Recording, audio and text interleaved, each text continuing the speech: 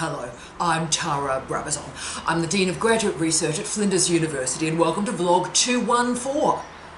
Wow, self-absorption.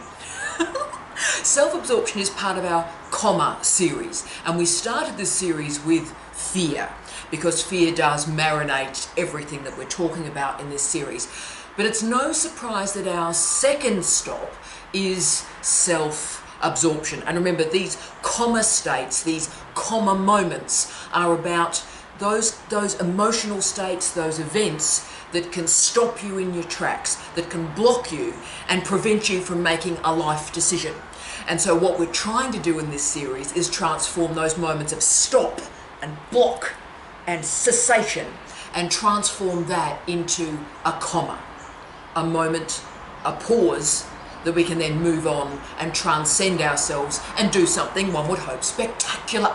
So self-absorption was always going to be the second stop in this journey, because self-absorption in university life in particular, as an academic, this is the one that can stop a career, can challenge a career, can transform a career. But the challenge, and I would argue the interest and the fabulousness of self-absorption, is it's very difficult to measure. It's not really measurable. So self-absorption exists on a continuum. And that means, and this is an important corrective right at the start, that it is not self-absorption to have your needs addressed. But self-absorption, when it emerges, is when we, to look after our needs, we enact destructive behaviours on others. That's the crucial definition. So getting your needs addressed, moving through life, that's great. That's human. That's fantastic. But the moment that for you to get what you need, you are hurting and destroying other people's lives, that's self-absorption. Now, that means in our daily life, it's very important that we keep in check our needs. So we always balance our needs, our hopes, our desires with the well-being of others. And we all know that self-absorption does exist through the culture. I'm sure you're thinking right now of all the people in your lives that have been self-absorbed. And look, yes, we'll talk about the scale and the frequency of self-absorption in a minute. But we've all, through our lives, if we've reached a certain age, have had co-workers that have been self-absorbed, bosses that have been self-absorbed, maybe PhD supervisors who have been self-absorbed, members of our own family, friends, peer group, members of our lab, and sometimes even a spouse. So the obvious solution to self-absorbed people is to detoxify your life. So basically go, you're a problem, yeah, bye, nah. So to remove that person from your life, and that's a great strategy. But it's not really a workable strategy, is it? Because we do have to work. We have to earn a living. And you have to have a PhD supervisor for your PhD. And you have to have a family, unless you were raised by wolves. And of course, you might have a spouse. You don't have to have a spouse, but if you do have a spouse, then wow, that can be a really challenging experience. So basically, the argument I'm making today is that these contexts, these events, these experiences with self-absorption have to be managed. They have to be managed. And so today we're going to introduce the concept of self-absorption, which is, it's been brilliant for me to do this research, by the way. I've loved this. I've been interested in self-absorption for 20 years, and the research that I've done on it, particularly in the last 2-3 years, has been just amazing. So it's been a pleasure to do this. So we're going to put in place a definition of self-absorption, then look at how it exists in academic life, in our universities, and then come up with those 5 strategies that today can enable you to manage self-absorption in your life. Okay, bottom line though, the take-home message in 1 minute is as follows. Managing self-absorbed people requires that you reframe your life, that you create alternative perspectives, and also that you deploy different lenses for different events and different expectations in your life. So if self-absorption exists, just engaging with it can be very toxic and damaging to your life. So you're going to have to do something. You're going to have to manage it. You're going to have to reframe and recontextualize that person. So let's start with the definition of self-absorption. And I'm using the remarkable work of Douglas Bartholomew. Remarkable human being. This work, this research from this remarkable man really did change my life. And I recommend his book to you, Games That Self-Absorbed People Play. One of the greatest books I've read in the last 5 years. Truly great book. And why I think Douglas Bartholomew is so remarkable is he has been a mental health therapist for 45 years. And he reported something that's going to blow your head off. So in this remarkable book, he confirmed that in his practice over 45 years, 1/3 of his clients experienced difficulties caused by their own self-absorption. Wow, 1/3. So self-absorbed people presented in his practice with the concerns that they address. Wow, because they are self-absorbed. Okay. 1/3, another third of his practice are the victims of the self-absorbed person. So the spouse, the co-workers, the children. So 1/3, 1/3. The remaining third of his practice, his caseload, was every other mental health concern. So 2/3 of his practice over 45 years have been dealing with the consequences of self-absorption.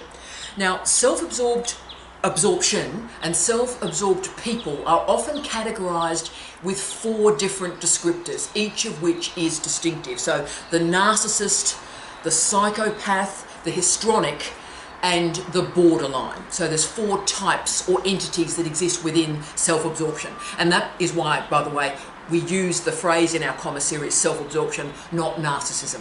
They are a bit different. We'll talk about that in a sec. So these 4 groups form 10% of a population. 10%, remarkable. And this is the group that simply cannot balance between their self-interest and the needs and the well-being of others. So they follow their self-interest without any concern for other people, except for what those other people can do for them. So what makes this such a fascinating topic to research, and I'm always so interested in it, is self-absorbed people are invisible. Okay, so they're not visibly different within the population. There's no visible contagion, if you will. There's no obvious mental illness, and they haven't got tattooed on their forehead self-absorbed. That would make things really easy. It's like we see self-absorbed and go, okay, good luck with that, bye, yeah, bye. No. What makes self-absorption so fascinating, and why I love looking at it in the context of higher education studies, is that self-absorbed people are attractive. They're quite seductive because they are completely self-interested. So because of that, they work themselves into positions of power, authority, and respect. Yeah. So Bartholomew's study confirmed that there are incredibly high proportions of people with self-absorption in 2 areas of our population. Hang on to yourself. CEOs and the prison population. Wow. But of course, in all workplaces, and that does include universities, we keep on hiring people who operate in their own best interest because we can't detect them from the rest of the population, right? And of course the problem is, think about how we hire people in universities and all workplaces. We interview them.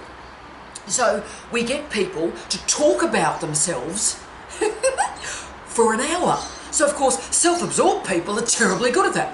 Let me tell you about me. Let me tell you how fantastic I am. And like when you get that great question in an interview, tell us about some time or something when something went wrong. And so they're great on that because, look, well, that happened, but because I'm so aware and such a great leader, when that happened, I knew how to handle it, right? So if you think about it, our onboarding procedures enable self-absorption, reward self-absorption. And that's actually the challenge, colleagues, is that our society rewards and values self-absorption. So therefore we're in trouble. Those of us that actually are just trying to care for ourselves and care for other people and believe in civilization, if you will, the challenge we've got is that those people have to be managed. They do have to be controlled. We can't just hope for the best because they will destroy us. So we need to think about, if you think about sort of the nature of our culture, I always use Martha Stout's question in her great book, The Sociopath Next Door. Great book, I recommend it to you. And she asked a question of all of us, and that is, quote, if you could be completely free of conscience, no moral scruples, no guilt at all, what do you think you would do with your life? End of quote. And that's great because it allows us to understand the framework, the mindset of the self-absorbed person. So if you took away the ethics, the morality, the guilt, you took all that stuff away and you could just behave as you wanted to behave, how would your life change? That's a great question. So the challenge for us, and this is the thing that worries me on a daily basis, that the challenge for those of us who are not self-absorbed is a maxim that's concerned me through my life, really. If we fight monsters, do we become monsters? And in international higher education, there are a lot of monsters out there. There are a lot of monsters. Every workplace has monsters. And if we try and manage them, do we have to become monsters to do so? So as a trope, I think it's always useful to remember that they don't care about the feelings of other people. Because when I was younger, and I'm obviously very old now, but when I was younger and I used to see this truly dreadful behaviour in our universities, and I used to ask myself, let alone my wonderful late husband Steve Redhead, I used to say, Dale, why are they behaving like that? How can they live with themselves, right? And that's sort of the question, like, wow, they're killing people, wow. And of course I suddenly realised that actually they really, really don't care about other people, right? So there is nothing in the decision making that they operate in their own life that means they care or think about other people at all, right? So when you're going, how could they do that? They could do that because they don't care, okay? Because it is all about them. So any attention that is placed on any other human being, they read as a profound, messy, yucky, disgraceful situation, and they respond very aggressively to any highlighting or caring of other people where the attention is not on them.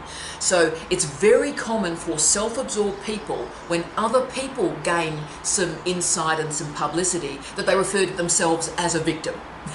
So they say, oh look, I'm the victim in this, that person's getting all this credit, and really it should be about me, so I'm a victim of that person. So they are incredibly threatened by other people's success. So I'm giving you all these characteristics so you can recognise them, and yes, they are very common. So what happens is this, the self-absorbed person avoids situations where they are expected to share, and they avoid situations which means they have to demonstrate genuine caring and decency and respect and empathy. They seek out environments where their specialness is affirmed, okay? And they also have a life history, and this is where you can learn about this. They have a life history of using people up, and they have a history of really unhealthy relationships. So that's where you can twig something's going on here. And when you go through their CV and you check the CV, you tend to see that their claims are exaggerated or indeed non-existent. You see incredibly unpredictable behaviours, huge mood swings, and incredibly possessive. So look at language. So my child, my husband, my spouse, my project, my lab, my PhD student, me, me, me, me, me. And this is the other variable that I've only learnt in the last few years through the research. And this bit of the research has emerged after the global financial crisis, so particularly through the 2010s. And this is where there's been a study of the self-absorbed as gamifying life. So that means it's, you often ask, God, they're playing incredibly short games here. Why aren't they thinking about their life? Why aren't they thinking about life plans? And it's because they gamify life. So everything they do is a game, is a strategy, a means to an end, right? So everything is short term. How can I win today? How can I win this argument? Win, win, win, creating a game out of life. But also remember that everything they do is voluntary. Self-absorption is about making decisions about yourself and ignoring others. So this is active, it's voluntary, it's conscious, and involves decisions. Now, narcissism is part of a child's development. So we all go through this. We all go through this. And what then happens through primary and secondary socialization is we learn about compassion, we learn about empathy and responsibility. So responsibility has to be learned. And we know that when you gain these skills, that's what allows you to move through life. Okay, so the session that I'm delivering for you today is not about individuals. I'm sure every single one of you watching this, and my head is having the catalogue of individuals to all the people that I've gone, yep, oh yeah, yep. So you must be doing that too. But I'm not talking about individuals today. I'm talking about cultures, particularly intellectual or academic cultures. So what does our culture value? So we need to really front up and acknowledge this, because our culture does value selfishness. So selfishness is rewarded. Self-centeredness is a virtue. Materialism is a virtue. So money, it's about money, money, money, money, money, money. It's about money. And of course we live in a culture, particularly a university culture, where attention is granted to very, very, very small successes. So something very small suddenly becomes huge. And of course social media enables this as well, it amplifies.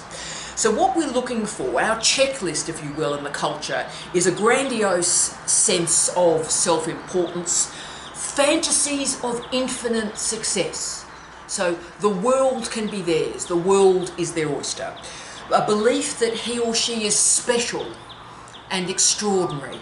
That's a really powerful one, I think. I mean, you've heard me say a lot, and I do believe this. Every single one of us, if you breathe, you have rights. Obviously, if you breathe, you have rights. But no one's terribly special. Everybody can be replaced. You might have particular gifts, but tens of thousands of people on planet Earth have greater gifts than you. So it's not about, oh, look, I'm special. None of us are hugely special. We're just trying to move through life, yep? But also the requirement for excessive admiration. So it's not about doing something and intrinsic worth, it's about extrinsic worth all the time. They do something and they're acknowledged for that. There's also an exploitation of personal relationships. That's really important. There's a resentfulness towards others, arrogant behaviour towards others, and unexpected rages. There's the checklist. But of course we're living in an unusual context where people like that are valued. But there are consequences to our university sector by allowing those people to get on. And the consequences are they're unreliable, they're not truthful, and that's a real problem. They're not truthful, they're irrational, and we'll talk about irrationality shortly, that's crazy stuff. They're also heavily judgmental, so they make a judgment. They also fail to learn from experience. So, most of us in life stuff up. Oh, stuffed up. That was a stuff up. We learn from it and move on and don't do it again. But they fail to learn from experience. Because they're gamifying, they try the same role over and over again. Also, there is a lack of remorse. So they do something disgraceful and zero bothers. Zero bothers. There are often problems with alcohol or drug use. And as I said, the great thing I've learnt through the literature in the last 10 years is there's no sense of following a life plan. So this is what I think my life might look like. This is the ebb and flow of my life. None of that. It's gamification. Life is treated as a series of games, and each game must be won. So the challenge we have, particularly in our universities, is that our world at the moment, sadly, is hyper-individualistic. So self-absorption is naturalised. We've sort of lost the fact that this is really problematic and it's killing people. So self-absorption destroys relationships, including supervisory relationships. And we're going to talk about now how this manifests within students. And remember, students are self-absorbed, it manifests differently, and supervisors are self-absorbed, it manifests differently. But for example, with a student that is self-absorbed, we've often got a supervisor who will walk away from that situation, so the student is just unable to be managed, and so a supervisor goes, yeah, nah, out, and so they leave the situation, or indeed they'll complete that self-absorbed student to examination, they'll get them through, and then they'll just go, yeah, good luck, I'm out. So they have nothing to do with the student again. So there's interesting variables in doctoral education where this manifests. So what does it feel like to be in the grip of a self-absorbed person? Well, you feel helpless, you feel neglected, you feel inferior, but also the abused person starts to believe the narrative that the self-absorbed person is giving them. So they start to believe they're not good enough, they're a victim. Gaslighting becomes involved in this. So the inferiority narrative starts to be believed by the victim in this situation. So people are valued by what they can give the self-absorbed person. So we see this, for example, a proxy for this in international higher education is authorship, right? Authorship. We see it in doctoral education all the time. This is real, okay? This happens to me once a week, okay? And supervisors say to me, and this is almost a direct quote, well, if I'm not getting authorship credit on that article with my PhD student, why should I bother supervising the student? And this is, of course, with me saying we have a code of research conduct. This is what authorship means. So this is, I explain to them, right? This is what the characteristics of authorship are. So if you're going to be an author, you've got to have demonstrated you've got these attributes. And that's where I simply get, well, if I'm not getting authorship, then why should I bother supervising a PhD student? The moment a supervisor says that, I know, right, self-absorbed. Okay, how are we going to handle this from here, right? Because what can the student do for them? I'm interested in that student for what they can do for me. That's not the nature of a supervisory relationship, because this is the objectification of people, and that includes PhD students, judging them whether or not they are of use. So self-absorption in a workplace, and this always includes universities, it's valued, self-absorption is promoted, and there is a really powerful relationship between selfishness and leadership. I won't necessarily go into that literature today, but those of you that are interested in educational leadership and selfishness, there's a really strong seam of literature there that I recommend to you, really powerful. But that does mean that the self-absorbed supervisor, boss or leader has particular characteristics. And I'll hear you laughing through this because it's so common, right? So firstly, a self-absorbed leader, boss, manager. One, steals ideas from their subordinates to impress upper management. Takes credit for the projects that were actually the result of a team's effort. Shifts blame from something they should have done.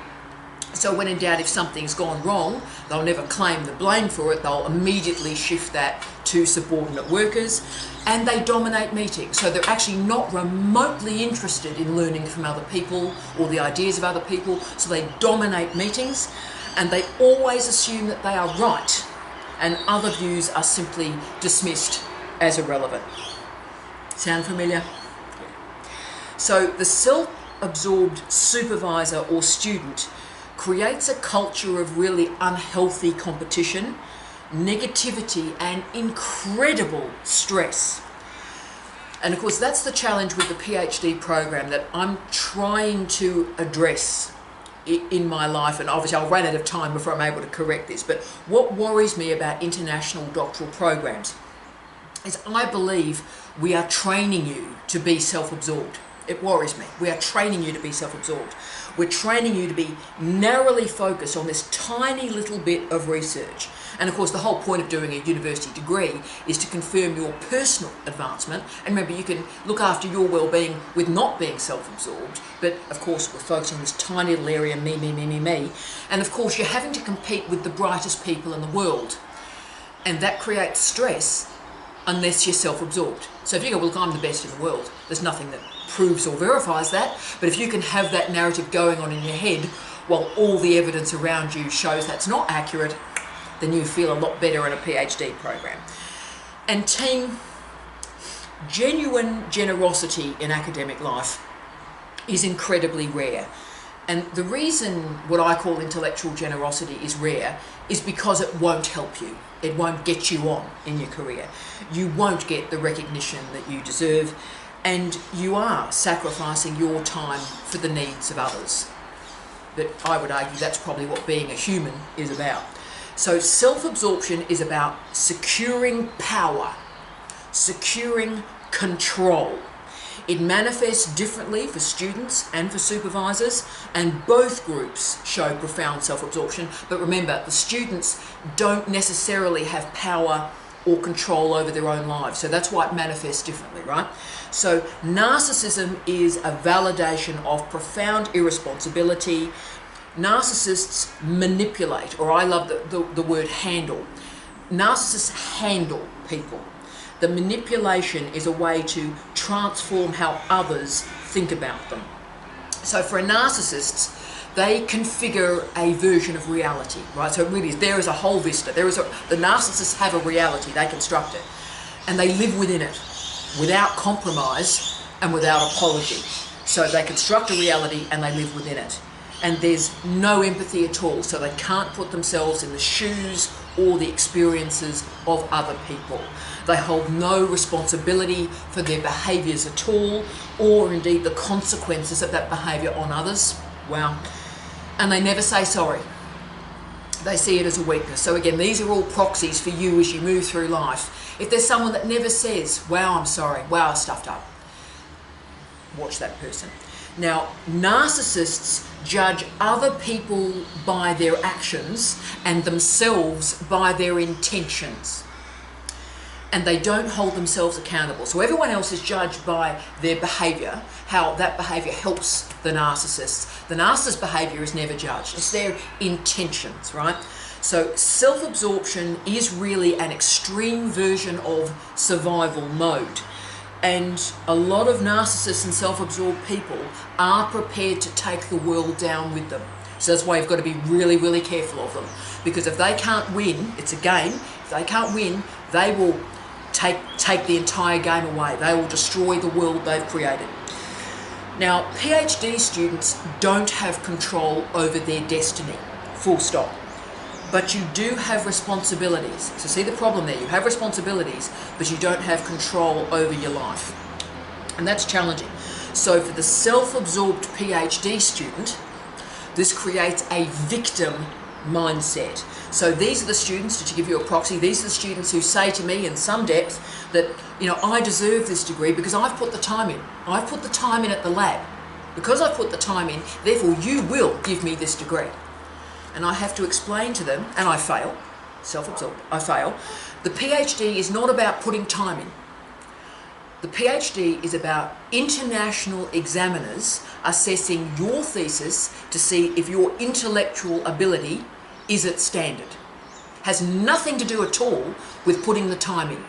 Time is not a proxy for anything, It's about assessing your ability, right? But the moment you're a PhD student, well, I put the time in, I've done enough. How do you know you've done enough? You're a PhD student. This is the first time you've done one.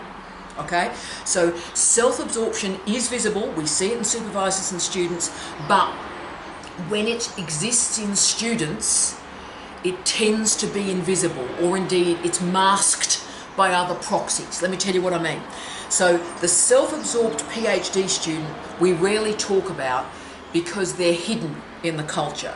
Firstly, because a supervisor dumps them on the way through. So a supervisor tries to manage it, and then the supervisor, right or wrong, just says, this is no.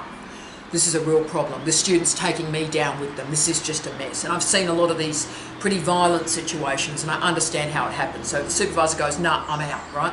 So the self-absorbed student is masked through the attrition figures. So they leave the program, right? So that's where some self-absorbed students end up.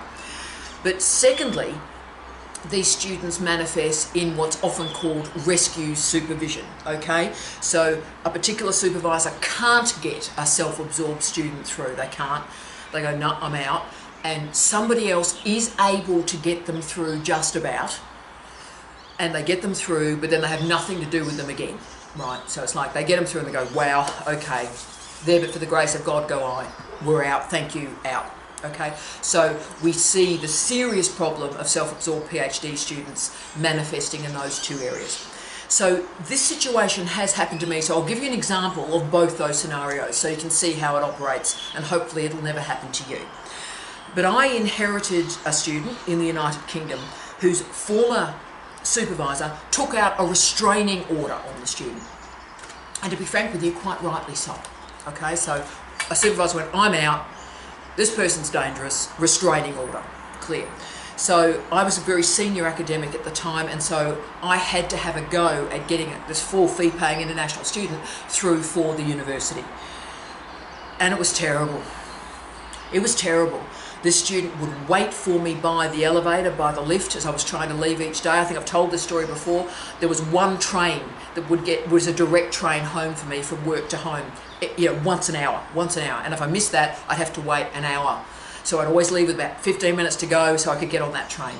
And this student would be waiting for me by the lift, and she knew that if she could just complain and get in my way and stop me getting in the lift for a 10-minute period, that I'd have to be with her for another hour, okay? She sent 10, 15, 20 emails a day, 10, 15, 20 calls a day. It was dreadful. You can feel, I'm actually shaking retelling this story, right?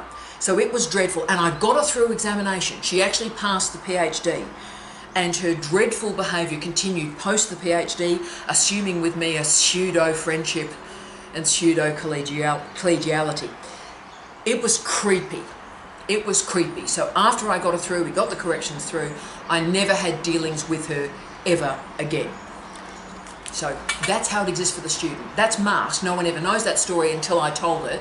But that was a self-absorbed student, and that's how they exist in the culture.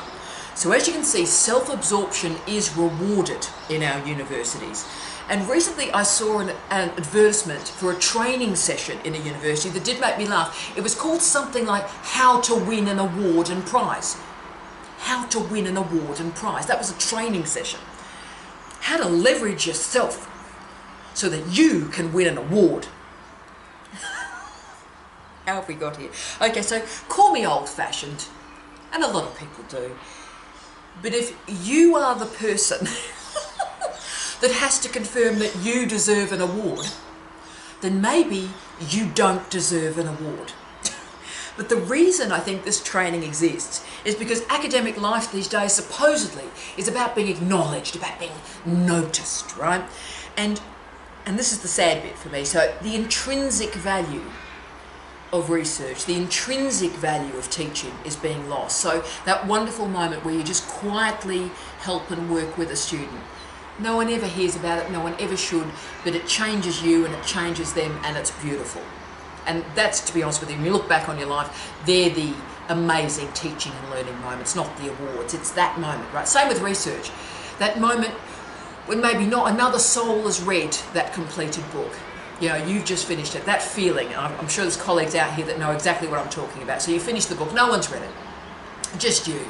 And there's something intrinsic in that where you go, let's now share this with the world and see what happens. That's a beautiful moment.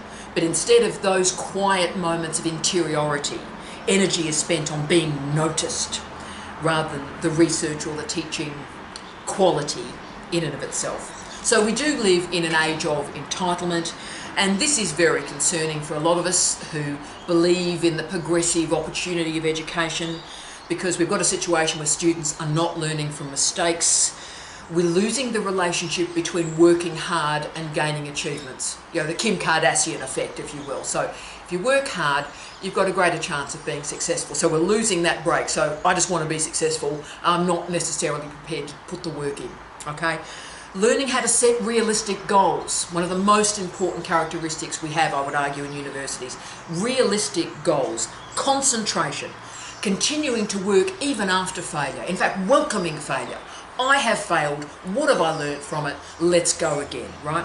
And also, this is the crucial thing, being civilized and learning how to resolve conflict. So therefore, let's get into it. 5 strategies that you today can manage the self-absorbed people in your life and going forward. So how can you manage the self-absorbed supervisor, the self-absorbed academic manager, the self-absorbed student in your lab or in your shared office? Let's do it. 1, most important, address your insecurities. So self-absorbed people will pick at your issues. So you address your issues, you've got to, because they will pick that scab. They will pick that scab. Let the scab heal, okay? Stay healthy, stay reflexive, learn from other people, welcome ideas. And my rule, again, if it is helpful for you, has always been drop the tug of war rope. Let me explain what I mean. So if someone is doing the full gust of self-absorption at you, and this happens a lot, happens to me on a daily basis, right? Daily basis. You know, someone makes a phone call or sends an email or has a complete freak out in your face, right? So that self-absorbed person, bang, comes at you. And they're pushing at you. So they just go, woof, and they say the unsayable. It happens to me a lot, you know, don't you tell me what to do, girly. Or other expletives involved in that. So really nasty stuff, really yucky stuff. So they push at you because they're wanting a fight. They're wanting you to talk with them on their own terms. So they push, push, push, or pull, pull.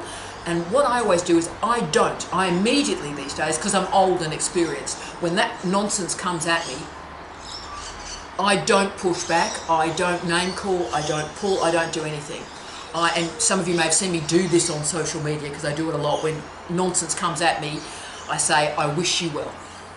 Thank you for that feedback, I wish you well, okay? So therefore, what I've done is drop the tug of war rope, because by doing that, I'm not taking them on their terms. Remember, they have constructed a version of reality. They're wanting to pull you into their version of reality. And I'm dropping the tug of war rope and saying, good luck with your reality. I'm not going there with you. Yeah, bye. 2, crucial again, separate your private life and your working life. Crucial rule for PhD students. Wow. Now, most importantly, remember, you don't have to like people that you work with. People go, oh, I don't like him. Why do we care? Don't get involved in the behaviour or the language, right? A job is a job. You're doing it because you're paid to do it. Don't make it bigger than it is. A PhD is a PhD. It's not your life, it's a degree. So just get on with it. Limit, therefore, your help to the self-absorbed person, because remember, it'll never be enough, okay? So it's very important when you recognise any of the characteristics I've talked about, that you immediately configure your boundaries around you, okay? Understand the ruthlessness of the self-absorbed person. Self-absorbed people have a difficulty saying yes to a request if there's nothing in it for them. Therefore, don't expect respect or care, because they never will park themselves and think of others. They never will. So be clear about your professional role and your professional persona. Separate it strongly from your private life. Don't give them your private life to access. And remember, Karen Kelsky described academic life as, quote, and what a great quote this is, insecure, verbose, defensive, paranoid, beset by feelings of inadequacy, pretentiousness, self-involved, communicatively challenged, and fixated on minutiae. End of quote. That's the description of academic life. That's us. So how do we resolve this? Right, important for you. Construct a clearly bounded research program. Be clear right from the start in your PhD. What are you doing? What are you not doing? What is your project? What is your methodology? Be clear. For those of you in labs, hi to my crew in labs, be very clear. What is your slice of this big project? So many students get lost in this. This is your bit. Here's the big project. Keep working with colleagues to make sure the interfaces are going well, but focus on what is your bounded project. Present your ideas about teaching and learning in a really intellectually generous way. Okay, so not spruiking. I'm getting really bored listening to people talking about teaching and learning. Saying, I mean, particularly, you know, with the coronavirus, and suddenly these people have discovered online learning. You know, this research has been going on for 25 years and people going, oh, online learning. Wow, okay? So in teaching and learning, be clear about what your intentionality is, your reflexive role as a teacher and learner, what your innovations may be, but don't over-egg that omelette. What are you doing? What's going well? What's not? Consider that in a reflexive and careful way, not a spruik. Also be open in the exchange of ideas, not defensive. If someone breathes, they have rights. If someone breathes, you can learn from them. So listen, engage, learn about the world. It's amazing. And have a sense, this has helped me a lot, have a sense about how your individual work fits into your employer or your team's work. So this is what you're doing, and that's great, but how does that contribute to the whole? How are you doing, what you're doing is value adding to the world? What have you got to offer to the greater good? Keep that focus in place as well. 3, one of my favourites, have very low expectations. Get what support and assistance you can from a self-absorbed friend or supervisor or peer, but then you've got to let it go. You've got to. You've got to always think about the bigger picture. Focus on you, focus on the organisation, focus on your future, and don't get lost. And I get so cross when I see people do this, getting lost in the minutiae of the daily political nonsense, right? Don't go it. Someone sent a rude email. So what? Delete it. Yawn. Yawn. Focus on your success, your failures, what you can learn from them. Stay cool. Stop gossiping.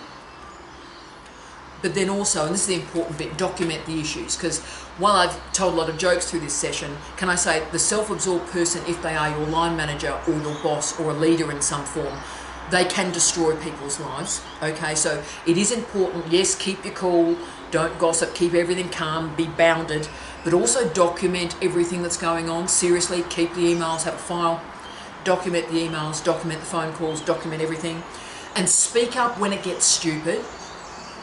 Speak up when it gets stupid. Now the problem with that, and I always try and be honest with you, is a lot of the people who are in these positions and activating this behaviour are very senior. So if you speak up about a very senior person's behaviour, it probably will be ignored. I'm being really straight with you, but still speak up when it gets stupid, and then 4, know when to walk away. And that leads to 4, life lesson. Always have an exit strategy. Always have an exit strategy. Always have a plan B. The only thing worse than having a self-absorbed boss, supervisor or peer is to place all your career basket, all your career or your life eggs in their basket. Okay, it's bad enough that they're in your life, but then you've actually given them your entire life, your entire career, and they're in charge of that. Don't do it. Take what you can, learn what you can, keep yourself calm, but make sure you've got an exit strategy to get out of there. I every day have a plan B. Every single day. In fact, I have a plan C and D these days. So if something goes wrong, not a worry, yeah, bye, plan B. Make sure you've got exit strategies. A wonderful former student of mine is a paramedic. He used to say to me, when a paramedic comes into a house, the first thing they do is check that they can get out of the house. Changed my life, that. So what a great life lesson that is from paramedicine. So whenever you're in a situation, always, the moment you're in that situation, check for the exits and find them. 5, don't make emotional decisions. Now, the self-absorbed person wants you in a heightened emotional state so that they can use your vulnerabilities. So don't share your emotions. Don't use your emotions, because they will be used against you. Firstly, why you don't use emotions is, firstly, they don't care. So you're crying and all the rest of it, don't think they care. They don't care. But where they do care is you're revealing your vulnerabilities and they will use it, okay? So limit your sharing, because the selfish person will use your openness as a target. So treat professional relationships professionally, draw tight and compressed limitations around your sense of self, and as Anne Mann has confirmed, everyday events, conversations and actions are, quote, conscripted to maintain the grandiose self, end of quote. What a great phrase. So all your vulnerabilities, all your emotion, all your life, they're being conscripted to maintain their self-absorption. Don't give it to them. Don't give them the fuel. Now, I'm aware all of this is profound irrationality, and I really dislike irrationality. So remember, from the self-absorbed person's perspective, if you have an inflated sense of self, then the daily encounters with reality are going to be seriously unpleasant, okay? Because like, you've got your world and you're the center of your world, and you move out into the actual world and you're not the center of it. And that creates confusion. So we need to recognize that shame and guilt are part of this story too. But shame is different from guilt. The self-absorbed person uses shame. The rest of us have to manage guilt, and quite rightly so. Guilt's important because guilt allows us to say, when we do something stupid to other people, guilt is important because you say, I've done this to you. I've done this to you. I've made a mistake, and my mistake has had a profound cost on you. And I'm really sorry about that. I have stuffed up and it's impacted on your life, and I am sorry, right? That's guilt, and guilt's good because it keeps us grounded. Like, we made a mistake and it hurt people. Wow. Now, shame is different.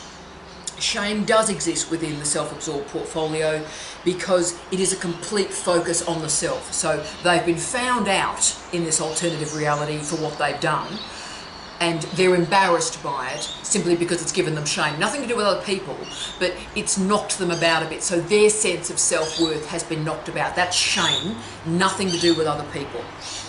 So I've always lived my life with a singular truth, and it's held me in pretty good stead in really weird times. And that singular truth is, when people tell you the truth about themselves, believe them. So when someone does something dreadful, just beyond your comprehension, they've told you who they are. They've told you. There it is, their actions. They've told you who they are. And you need to believe them. Hope is not enough here. You're going to need to manage these relationships. Pick your battles. Create a framework that limits all your engagements with that person. So do not allow personal and professional relationships to bleed ever. And remember, you have a whole series of goals, set of goals in your life that don't involve that other person. Don't allow your entire life to be sucked into their reality. Maintain your independence. Important.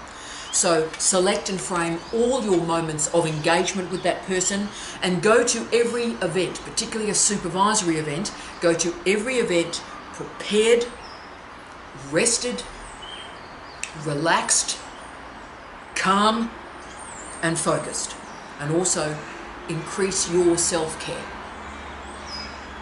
I wish you love, light and peace. Tia.